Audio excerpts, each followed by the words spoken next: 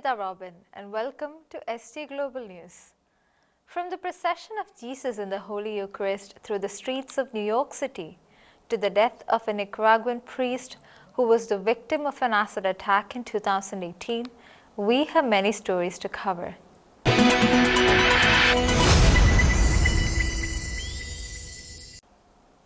On Tuesday afternoon, thousands of Catholics, clergy, religious and lay faithful marched through Midtown Manhattan in a solemn Eucharistic procession organized by the Napa Institute. The event, combining prayer, mass, confession and a public procession through New York streets, sought to give visible testimony to the presence of Christ in the Blessed Sacrament. The annual Eucharistic procession through Midtown Manhattan took place on Tuesday, October 14th, presenting a profound witness of Catholic faith and tradition as clergy and lay faithful accompanied the Eucharistic Lord across the city. The day's events began at 3 p.m. with Eucharistic meditations led by His Eminence Cardinal Giorgio Marengo, the Apostolic Prefect of Ulaanbaatar, Mongolia, alongside Father Ambrose Christie, a Norbertine from St. Michael's Abbey. Actor Jonathan Rumi, best known for portraying Jesus in The Chosen, joined as a surprise guest, assisting in leading these meditations. Attendees were also offered the opportunity to receive the sacrament of reconciliation. The Holy Mass began at 4 p.m. with Cardinal Sean O'Malley, OFM Cap, as the main celebrant. He was joined in concelebration by Auxiliary Bishop Joseph Espaya of New York, Bishop John Oliver Barris of Rockville Center, and Cardinal Marengo. According to Church Pope reporting, the intercessory prayers during the Mass included a remembrance for Charlie Kirk, whose birthday and National Day of Remembrance fell on that date. Following Mass, the faithful processed through the streets of Midtown, publicly carrying the Blessed Sacrament, a visible proclamation of Christ's presence in a city where over 70% of the 8.4 million population are non-Catholic. The procession concluded with a benediction at St. Patrick's Cathedral at about 6 p.m., presided over by Cardinal Timothy Dolan. Many bishops, priests, religious and lay participants, including public figures such as Jonathan Rumi and David Henry, in this year's Eucharistic procession. Following the recent ceasefire in Gaza, Pope Leo XIV instructed the Office of Papal Charities to send nearly 5,000 doses of antibiotics to children who lacked medical care during the conflict. The medicines have been distributed through the Latin Patriarchate of Jerusalem, while Caritas Jerusalem continues to provide healthcare and infant nutrition to affected families.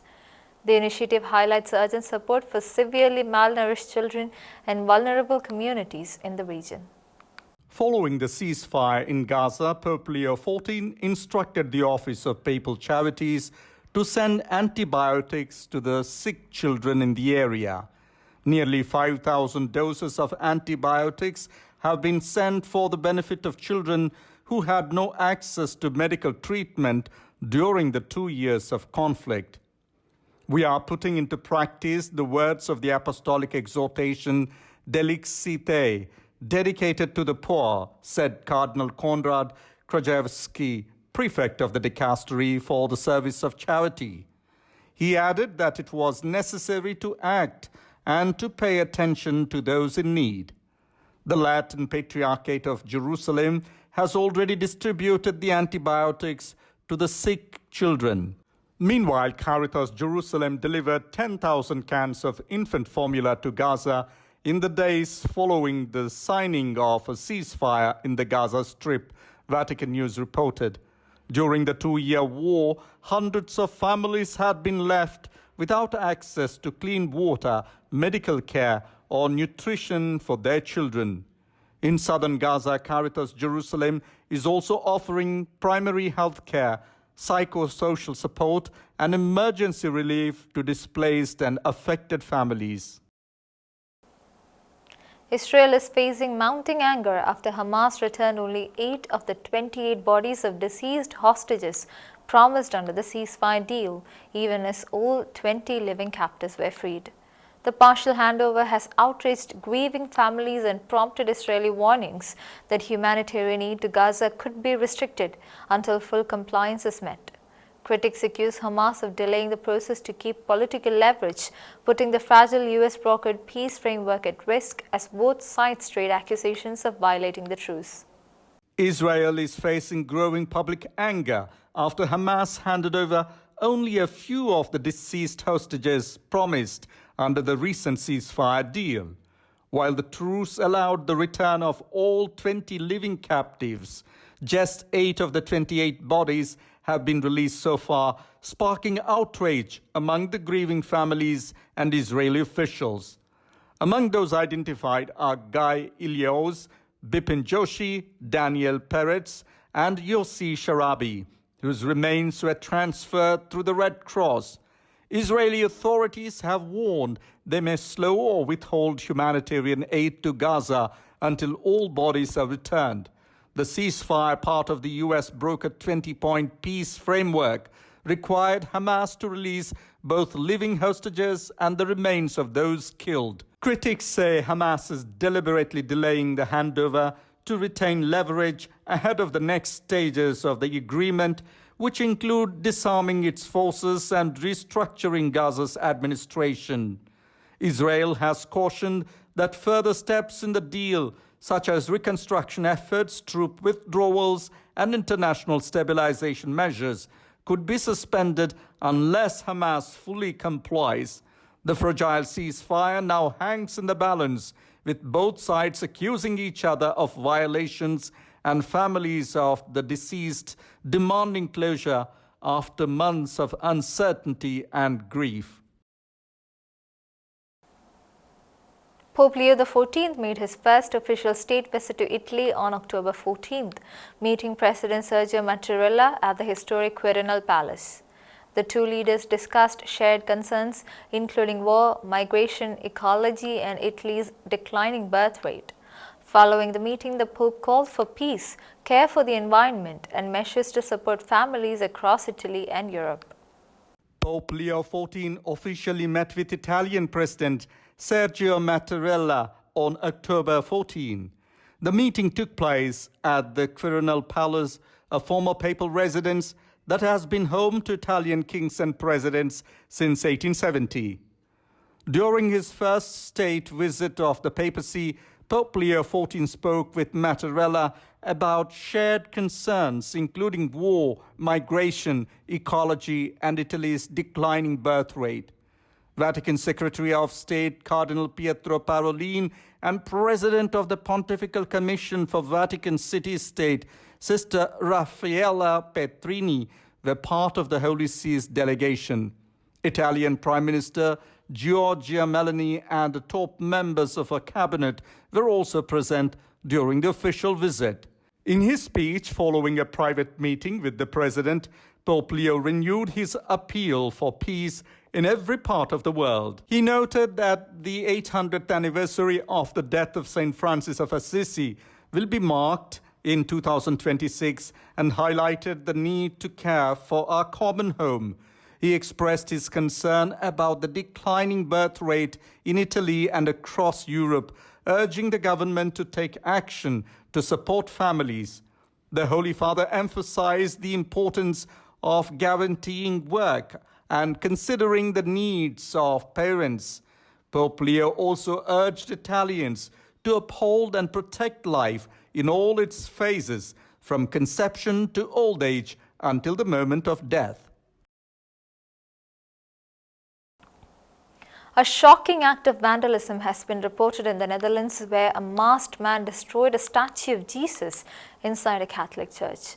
The incident, captured on video, has raised fresh concerns about the growing number of anti-Christian attacks across Europe. A video showing a masked man smashing a statue of Jesus Christ has surfaced online. According to Laico Chrétien, the incident took place at the Gerardus Majella Kirk, St. Gerard Majella Church in Utrecht, the Netherlands. The suspect reportedly entered the church unobstructed and pushed the statue off its pedestal, breaking one of its arms. The church, which remains open daily from 7 a.m. to 9 p.m., allowed the vandal easy access to the premises. Condemning the incident, Spanish member of the European Parliament, Herman Trech, accused authorities of concealing and abetting the destruction of churches, convents and chapels in a post on X on Monday. Local media reported that the man's mouth was covered and his hood pulled tight. Brother Ignatius, former pastor of the church, told reporters that it was a miracle that the beloved statue was not completely destroyed. Acts of anti-Christian vandalism have been increasing across Europe, though perpetrators are rarely identified or brought to justice. Some commentators link these incidents to growing social tensions and unrest surrounding immigration. Earlier this month, an anti-immigration protest in The Hague involving more than 1,500 Dutch citizens turned violent, resulting in injuries to police officers and journalists. Mel Gibson's The Resurrection of the Christ, the long-delayed sequel to 2004's The Passion of the Christ, has cast Finnish actor Jaakko Ottonen as Jesus, replacing original star Jim Caviezel. The change is attributed to scheduling conflicts and the extensive digital de-aging that would have been required for the original actors to reprise their roles more than 20 years later.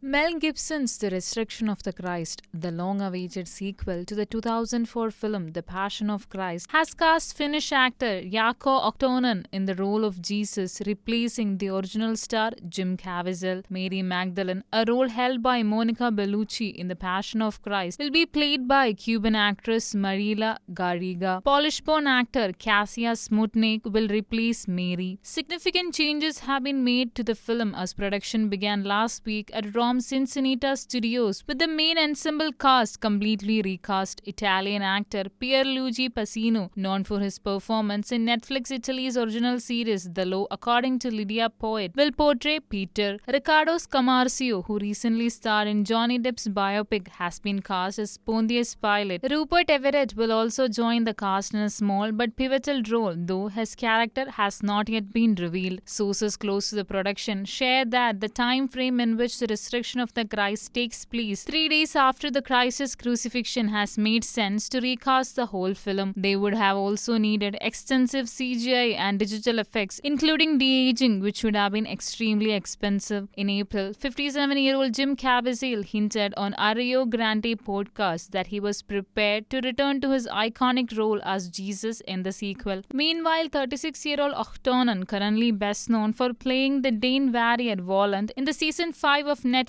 historical drama The Last Kingdom, has now taken on to the role. The Passion of Christ became one of the largest grossing independent films of all times, with a worldwide box office of $610 million. The Resurrection of the Christ Part 1 is scheduled to premiere in theaters on Good Friday, March 26, 2027, followed by Part 2 40 days later on Ascension Day, May 6. Lionsgate will handle the theatrical release of both the films. Turkey has been deporting hundreds of foreign Christians and preventing their return by designating them as national security threats. According to ADF International, since 2020, around 350 individuals, including at least 200 foreign Christian workers and their families, have been expelled under internal security codes N82 and G87. These administrative bans have greatly impacted religious life in Turkey, where numerous congregations depend on foreign pastors.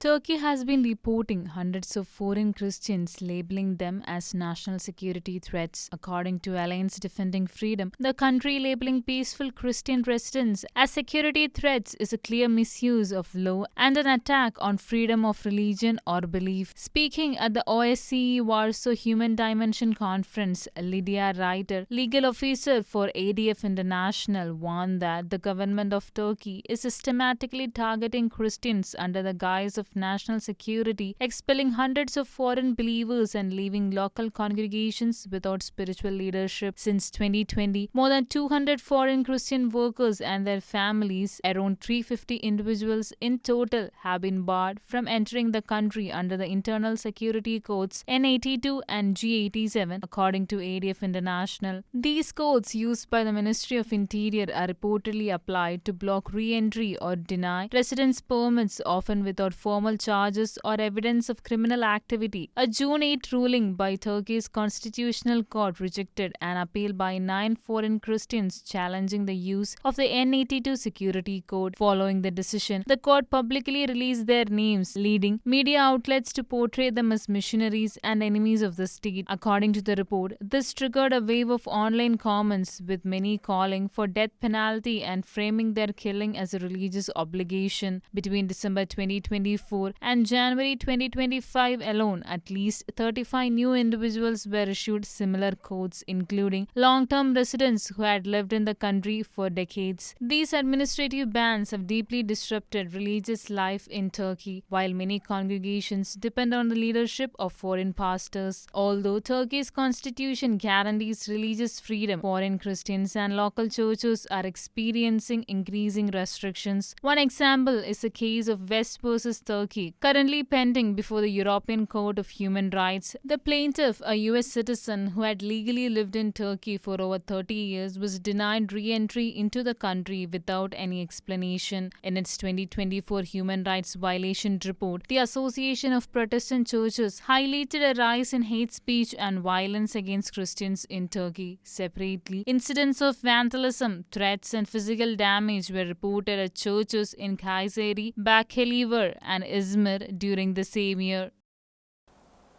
Fresh clashes erupted along the Pakistan-Afghanistan border on October 14th, killing at least 6 Pakistani paramilitary soldiers and injuring several others. The fighting began after Taliban forces allegedly opened fire across the border, prompting heavy retaliation from Pakistan's military.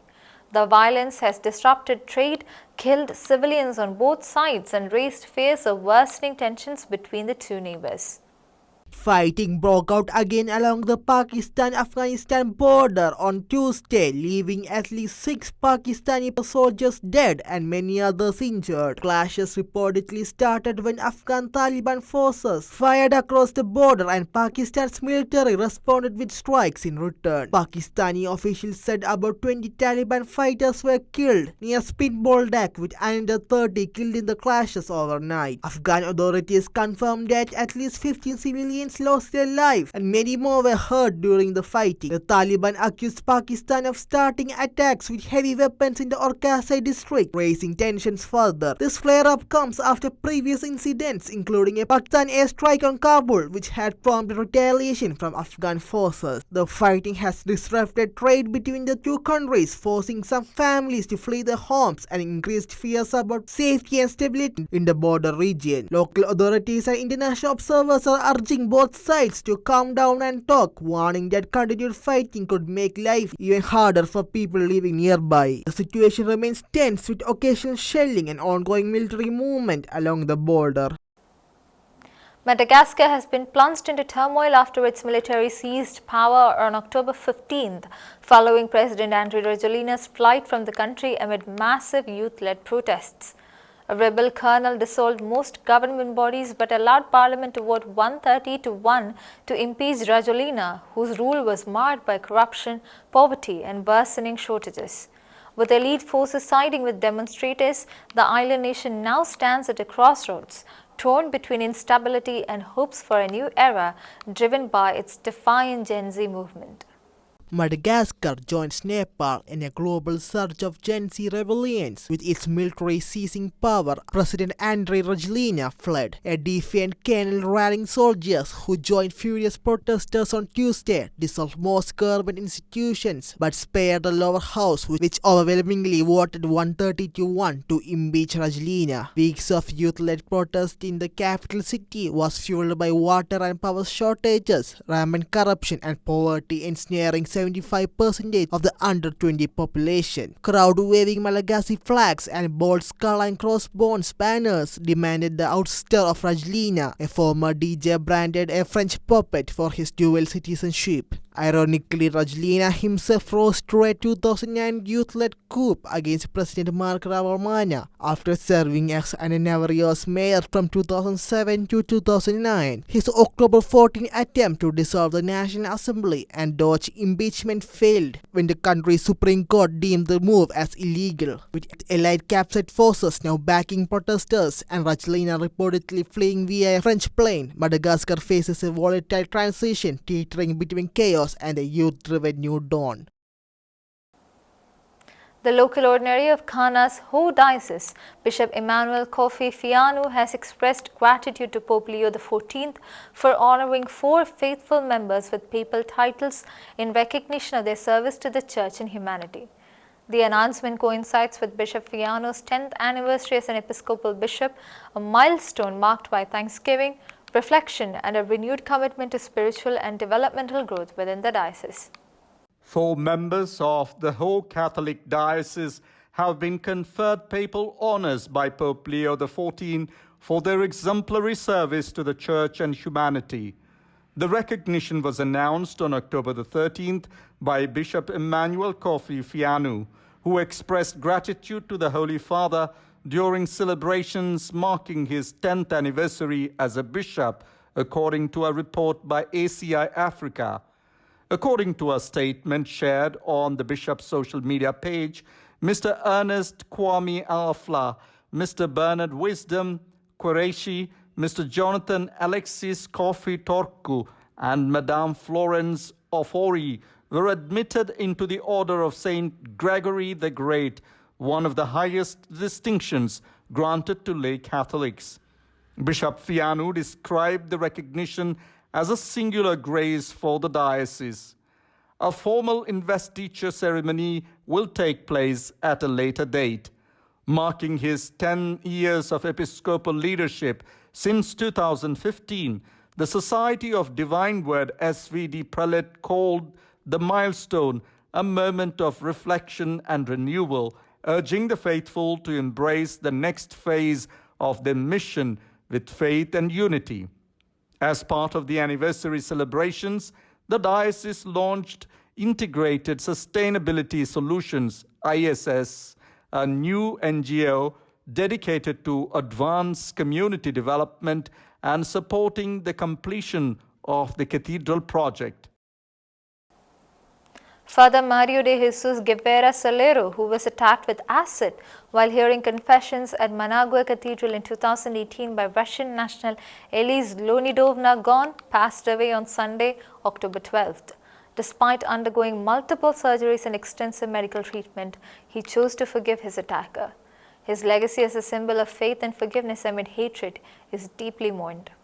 The priest who was attacked with acid while hearing confessions at the Managua Cathedral in Nicaragua in 2018 by a Russian national, Elise Leonidovna Gon, has died on Sunday, October 12. Father Mario de Jesus Guevara Calero, aged 66, was the spiritual director of La Purísima Archdiocesan Major Seminary in Nicaragua. The Archbishop of Managua, Cardinal Leopoldo Bernes, along with clergy, extended their condolences to the priest's family, the seminary community, and the parishioners he faithfully served for years across various parishes in the archdiocese. Following the acid attack on December 5, 2018, Father Mario underwent multiple surgeries and extensive medical treatment. The attacker, a Russian national, was later arrested, and Father Mario chose to forgive her. The assault took place during a year when the dictatorship of Nicaragua intensified its crackdown on the Catholic Church. In August 2019, the regime of President Daniel Ortega and Vice President Rosario Murillo released Gon, who was subsequently expelled from the country. Martha Patricia Molina, author of the report Nicaragua, a Persecuted Church, shared on Platform X that God has welcomed Father Mario Guevara into Holy Heaven. She expressed gratitude to the Almighty for his life and ministry. Cardinal Bernes shared that even in difficult situations, Father Mario was serving the community with total generosity. Speaking about the priest's final illness, the cardinal noted that in his last months he endured a personal calvary, with his sufferings resembling a path bitterness. Despite this, during visits to the hospital and occasionally at the seminary, the cardinal observed that the priest continued to smile. What stood out most to him was seeing the liturgy of hours by the priest's bedside and a holy rosary in his hands. Cardinal Bernays highlighted that Father Mario preached not with grand words but through the powerful witness of his simple life. And what was the source of that power, he added, if not the very person of Jesus himself? That's all for today. Until we meet again, God bless and thank you.